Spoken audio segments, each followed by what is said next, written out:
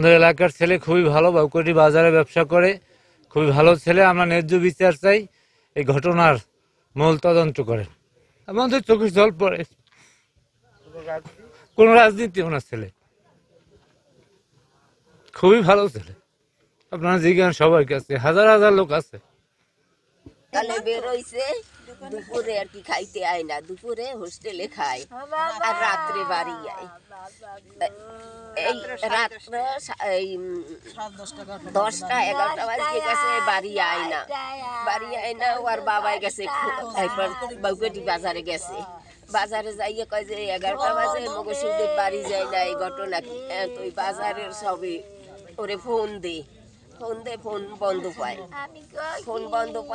এরপর ওর বাবা এরকম খুঁজ গাইছে। এরপর তো আত্মীয় স্বজন যেখানে যা আছে সবের বাড়ি ফোন দিছে যে কোন জায়গায় গেছে নাকি।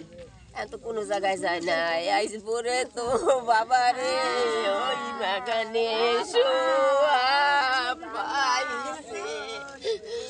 পাই না। কালকে 10:30টায় দোকান বন্ধ হয়েছে, তারপর হইতেই আর খোঁজ পাওয়া যায় না, আর ফোনেও পাই না, ফোনও বন্ধ ছিল।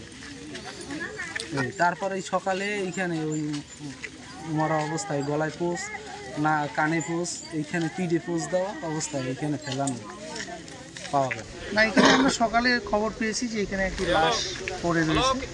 আমাদের সাথে সাথে থানা পুলিশ এখানে এসেছে এবং দেখলেন, আমিও এসে দেখলাম যে এটা আসলে হয়তো খুনের একটা ঘটনা। এখানে রাত্রিকালীন হয়তো সে তো দোকান শেষে হয়তো ফেরার পথে তার সাথে হয়তো কোনো বিরোধ শত্রুতা থাকতে পারে, সেই প্রেক্ষিতেই হয়তো এটা খুনের ঘটনা ঘটেছে।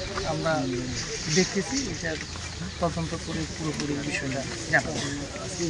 যে এখানে তাকে পিছন থেকে আঘাত করা হয়েছে এবং এটা নিশ্চয়ই বোঝা যাচ্ছে তার রাত্রিকালীন কোনো একটা ঘটনা।